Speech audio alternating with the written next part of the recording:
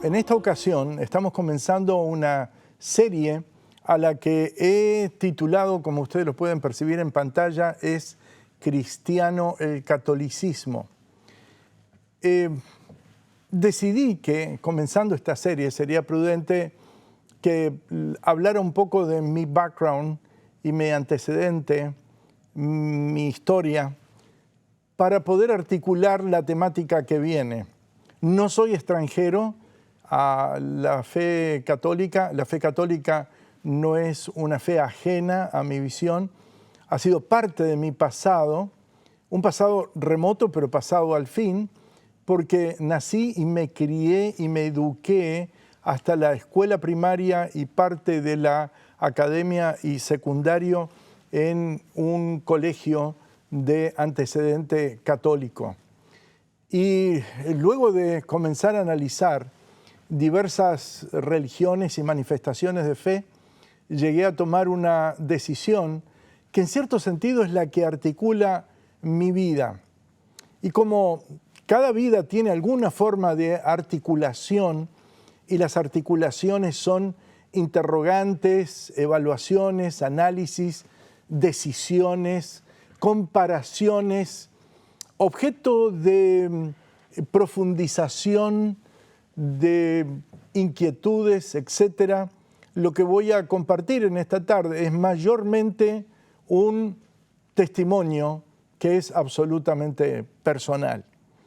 En este testimonio personal vale la pena que les diga que mientras hacía mi educación primaria, tomé la primera comunión y luego en algún momento llegué a ser lo que llaman en inglés altar boy o monaguillo, de pequeño, cuando era bien pequeño y estaba en la escuela primaria aún. Y ya luego en el colegio secundario, en lo que en mi país llaman liceo, la articulación fue un poquito diferente, pero todo mi antecedente primario fue en un colegio católico, del cual personalmente, por los maestros y profesores, tengo muy buenos recuerdos. Hasta que llegó un punto en el cual tuve que tomar definitivamente una decisión.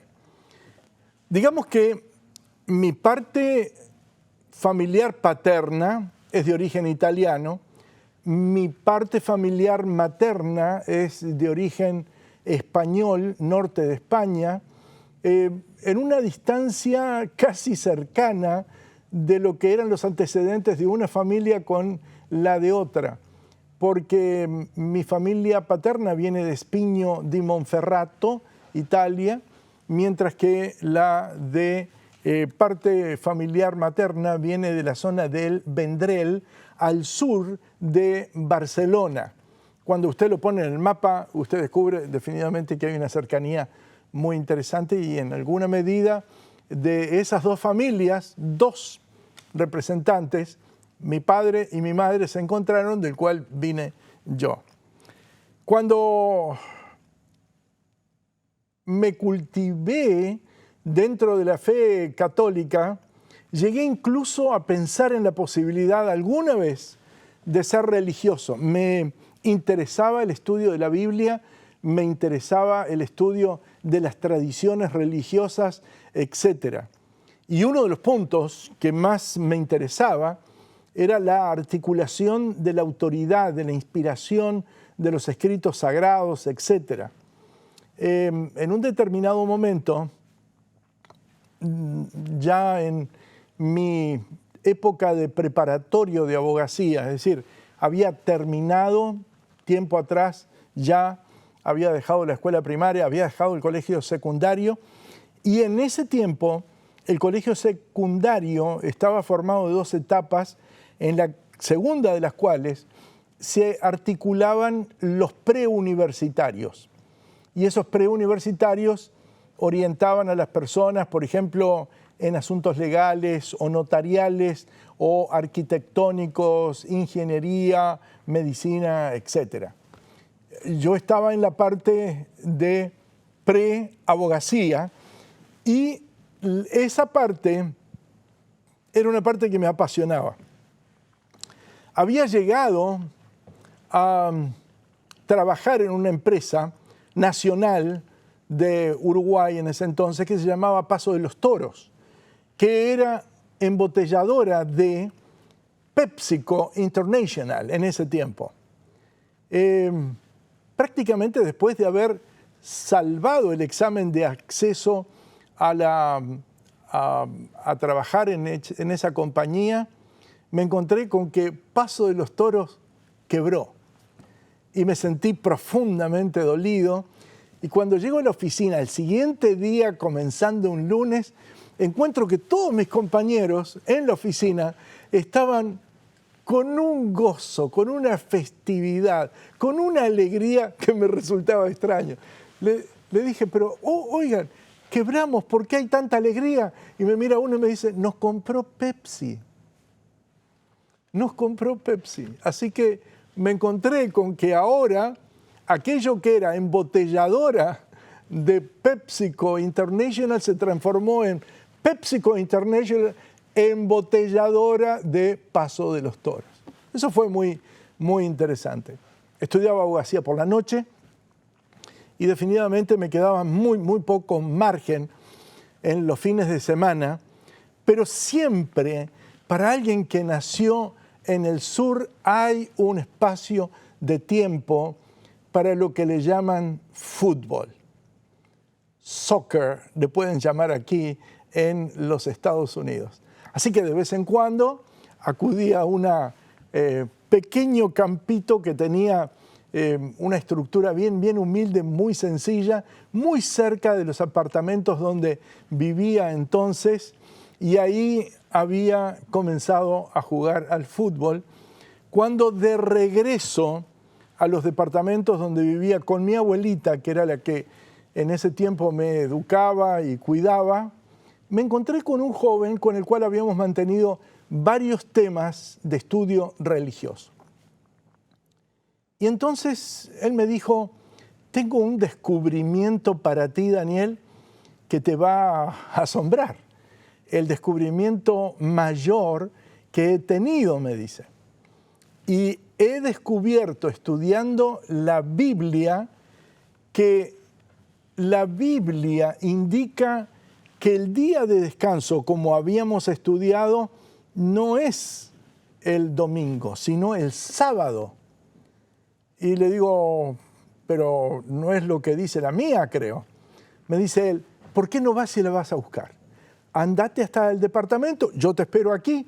Se había puesto prácticamente el sol, eran la hora del atardecer, la hora dorada, esas horas que se extienden por hora 45 minutos. Así que fui hasta mi departamento, traje mi Biblia, él puso el dedo y se abre la Biblia en Éxodo el capítulo 20. Cuando se abre mi Biblia, recuerdo que leo en mi Biblia, acuérdate del sábado para santificarlo. Me dice él, tu Biblia dice sábado, sábado. Leo de nuevo, sábado. Y me dice él, ¿te das cuenta? ¿Pero cómo es eso? Le digo, ¿por qué lo preguntas así? Porque estamos observando, y la sociedad está observando otro día, que es el domingo. ¿Qué razón hay como para hacer eso? Le dije, no tengo idea. Y si bien estudiaba abogacía y estaba en los preparatorios de leyes, etcétera, de hecho no tenía una idea acerca de eso. Pero le dije, hay un lugar acá cerca de donde nosotros estamos que podemos averiguarlo. Había hecho toda mi escuela primaria allí. Era cruzar la calle, caminar una cuadra, llegar hasta la sacristía, golpear la puerta y preguntar por un amigo en el cual yo tenía mucha confianza. Se llamaba Eugenio. Como era sacerdote, en la comunidad religiosa le llamaban el Padre Eugenio. Así que junto con él y con otros que eran también colegas, cruzamos la calle, estábamos con la indumentaria de soccer todavía, es decir, pantaloncillo corto, zapatos de fútbol, camisilla, etc. Así que nos fuimos hasta la sacristía. Y con la confianza que me impulsaba el haber estado allí por mucho tiempo, golpeamos la puerta, una gran puerta, y producción en algún momento lo va a poder poner en pantalla porque tengo la foto de ese incidente, de que aún existe ese lugar, y accedimos a la antecámara, golpeamos la puerta, y cuando se abre la puerta, pregunto con mucha confianza, ¿podría hablar con el padre Eugenio? La puerta se abre más y aparece un sacerdote alto. Si ustedes creen que yo soy alto, quiero decirles que no tienen ni idea. Aquel hombre era de 2 metros y algo aproximadamente. Y me dicen, el padre Eugenio no está hoy. Pero, muchachos, ¿en qué puedo ayudarlos? Muy buena voluntad, mucho espíritu de amabilidad. Así que le dijimos, tenemos una pregunta de fe, una pregunta religiosa. Oh, entonces abre más la puerta, sale afuera, cierra la puerta y se queda en medio del círculo.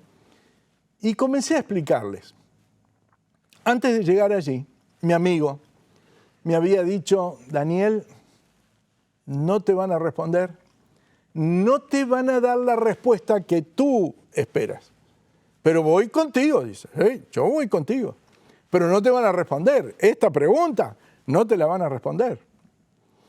Y le digo, ¿por qué? Si es un lugar en el cual tengo confianza y la pregunta para mí es sencilla, es una pregunta propia. Además, no voy a ir a un supermercado para buscar respuesta a una pregunta religiosa. Estoy en la iglesia, es una comunidad de fe, dirigida por personas de fe, lo van a tener que responder. Mi certeza era absoluta. Así que le dije al sacerdote, que nos dijo en algún momento el nombre, pero les puedo asegurar que lo he olvidado amablemente. Y le dije, hemos estado hablando de religión y de fe, y salió el tema de los mandamientos. Y en la discusión que tuvimos, Gustavo, mi amigo, me muestra con su Biblia en mano y con la Biblia mía que las Escrituras dicen, acuérdate del sábado para santificarlo. Y nosotros observamos el domingo. Entonces, el punto era, ¿cuál es el día de descanso? ¿Cuál es el día apropiado? ¿Es el sábado? ¿Es el domingo? ¿Cuál es el día en el cual tenemos que descansar? El sacerdote me mira a mi amigo y se acerca a él, le pone la mano en el hombro y le dice, muy bien, te felicito. Muy buena pregunta, muy buena. Bueno, le digo, él dice que es el día sábado, pero yo digo que es el domingo. Se acerca entonces a mí, me pone la mano en el hombro y me dice, muy bien, ningún problema. Le digo, pero acá nos encontramos con una diferencia. Oh, sí, pero no se preocupen por eso. ¿Cómo no se preocupen por eso? Oh, no, eso no es un objeto de discusión, eso no es un objeto de estar en tensión, no, para nada, dice, tranquilos. Nos miró como diciendo, paz. La iglesia, que tiene la autoridad de Dios sobre la tierra, quitó, dice, transfirió la santidad del sábado y la puso en el domingo. Y por esa razón, hoy observamos el domingo y no el sábado. Eso es todo. Nos quedamos mirando. Los muchachos se miraron entre sí, mis amigos. Mi amigo Gustavo no dijo palabra. Se sentía como en territorio que no era el de él. Me miró como diciendo, te dije, acá no iban a responder. Entonces yo no me sentí bien y comencé a elaborar una pregunta definida. porque la respuesta que estaba escuchando era la respuesta del catecismo que vamos a ver durante la semana. La antigua versión del catecismo. Hoy el catecismo de la Iglesia Católica prácticamente es un tratado de teología que no se compadece con la realidad que teníamos en aquel tiempo, que era algo parecido a un pequeño librito. Casi si hay algunos hermanos de Iglesia Adventista que nos siguen y se acuerdan de cómo eran las versiones del Camino a Cristo antiguo, esa era la versión con la que estudiábamos en la Iglesia Católica, de pequeño yo, el catecismo, y éramos instruidos en la fe católica. Así que me dejó un poco preocupado el golpe ecuménico que hubo allí. Está bien, y está bien cuando hay elementos en oposición. Y entonces ahora el punto no era ya para mí el sábado. Habiendo tenido entrenamiento preuniversitario en el área legal, la visión me llevó a discernir otro tipo de elementos en la conversación. Y los elementos que vi en la conversación tenían que ver con la autoridad, poder y capacidad como para ejercer un cambio. Así que comencé con una aproximación legal, con una aproximación propia de los fueros de la abogacía, y le pregunté a aquel sacerdote, le agradezco, le dije mucho su respuesta, pero déjeme hacer una pregunta, sin decirle que después iba a hacer otra, pero déjeme hacer una pregunta. Me dijo, sí, claro. La iglesia no es un conjunto de hombres. Se queda pensando, me mira al piso y dice, sí, claro, la iglesia es un conjunto de hombres.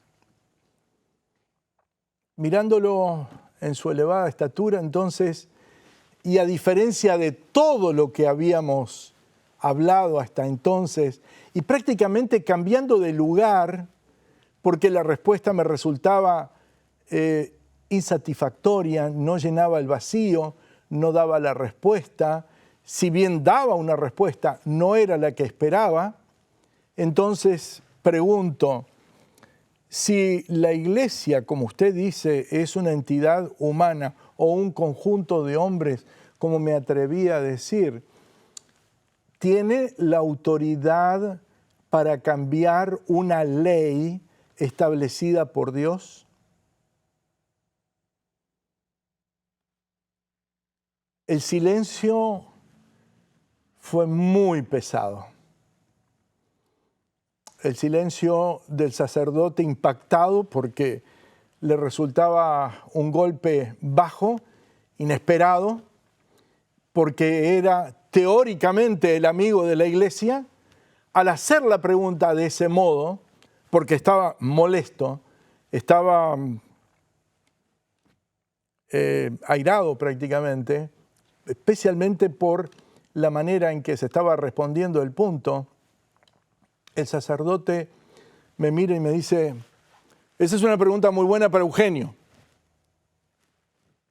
Para Eugenio. Y entonces extendió sus brazos, nos ayudó a bajar las escaleras, llegamos hasta la puerta y se cerró la puerta de la sacristía y quedamos afuera. Y ahí me encuentro cara a cara con mi amigo, que me mira a los ojos y me dice, ¿viste? ¿Viste lo que te dije? ¿Viste? No te iban a dar una respuesta. No te iban a dar una respuesta. Me sentí sumamente frustrado. Y comencé a pensar, comencé a analizar mi pregunta. ¿Es una pregunta válida? ¿Será que yo dije algo mal? ¿Es que estructuré algo erróneo en mi búsqueda de aclaración? ¿Dije algo impropio?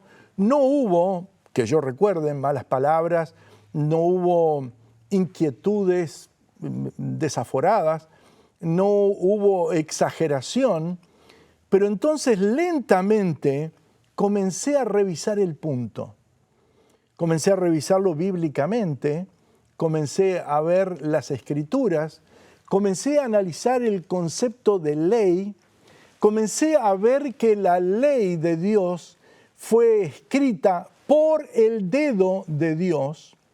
No interviene acá ninguna junta comunitaria, religiosa, eclesiástica, de ningún punto. No hubo un concilio, no es un concilio el que determina la ley de los 10 mandamientos. Definitivamente fui articulando el punto de que el sábado incluso nace antes de que existiera el pueblo de Israel. El sábado nace antes de que hubiera un solo judío. El sábado nace antes de que hubiera un solo católico. El sábado nace antes de que hubiera un solo evangélico. Y hoy nos encontramos que tanto evangélicos como protestantes en general están siguiendo detrás de una visión católica. El punto es, ¿por qué? Hasta que caminando un día por una larga calle que no tenía arterias que la cruzaran, a la distancia veo venir al sacerdote. Y yo dije, este es el momento. Viene por la misma vereda, nos vamos a encontrar y entonces ahora, en privado, en un diálogo personal, en un vis a vis, vamos a hablar sobre este problema. Le voy a preguntar, sin testigos, sin nadie que esté en derredor, en forma individual, ese punto. Si la iglesia es una entidad humana, ¿puede cambiar una ley hecha y dada por Dios? Así que cuando nos íbamos acercando, Él me ve. Él me ve. Pero noté que no se alegró demasiado por mi presencia. Algo hizo que lo llevó a cambiar de vereda. Cruzó la calle y se fue por la otra vereda y pasó como cada uno por su lado. No me haga más preguntas. Así que cuando llegué a la articulación principal, ya tenía una respuesta. Ya tenía una respuesta. La respuesta era simple. En vez de haber transformado a la pregunta en un interrogante, transformé el interrogante en una afirmación. Algo posible, legalmente posible, lingüísticamente posible, lógicamente posible. La iglesia, o una iglesia, que es una entidad humana, no puede cambiar una ley hecha por Dios.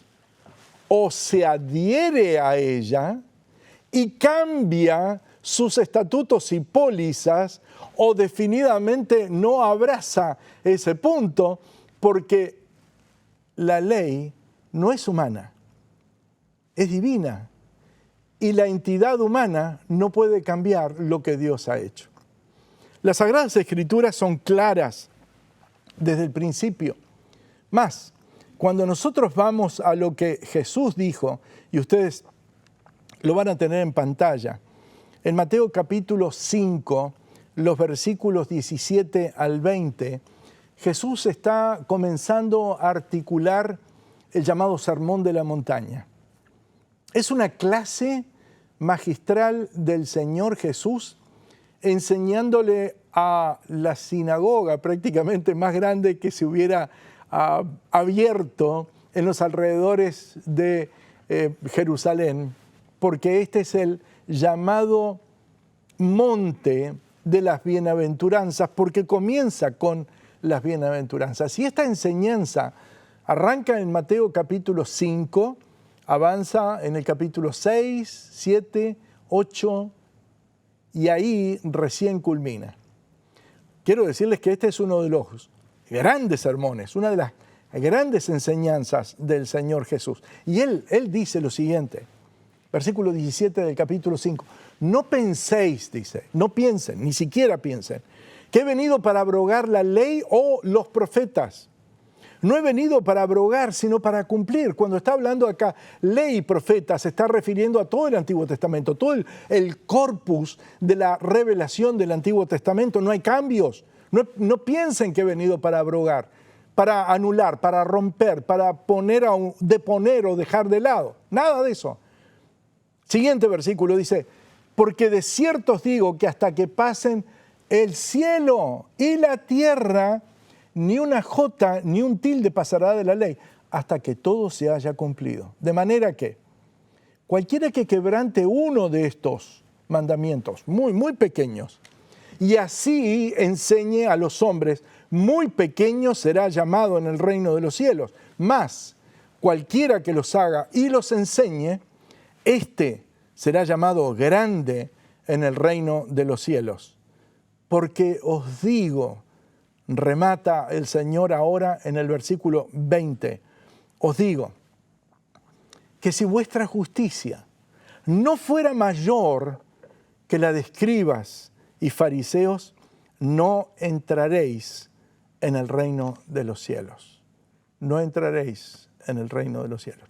No piensen que he venido a abrogar la ley o los profetas. Cuando las Sagradas Escrituras nos pone aquí, en este tipo de afirmación, es muy claro este punto. Por el hecho de que el sábado está en la ley, pero precede a la ley y precede al pueblo judío, porque se origina en la creación. Cuando el Señor termina de crear, la Biblia dice que Él bendijo al día de reposo, lo santificó y reposó en Él. Él, Dios, Creador Supremo, hizo esas tres cosas. Y las tres palabras santas de la Escritura, bendecir, santificar, reposar, están unidas en el acto de la creación. Por esa razón, Filón de Alejandrino llegó a llamar al sábado el cumpleaños del mundo. Nadie puede cambiar ese cumpleaños, porque el Señor lo celebró junto con el hombre y no hubo ninguna otra fe invitada más que creador y criatura. Esta es la razón que nos motiva a analizar la pregunta de esta semana en la subserie que va a seguir. ¿Es cristiano el catolicismo? Gracias por estar con nosotros y Dios les bendiga.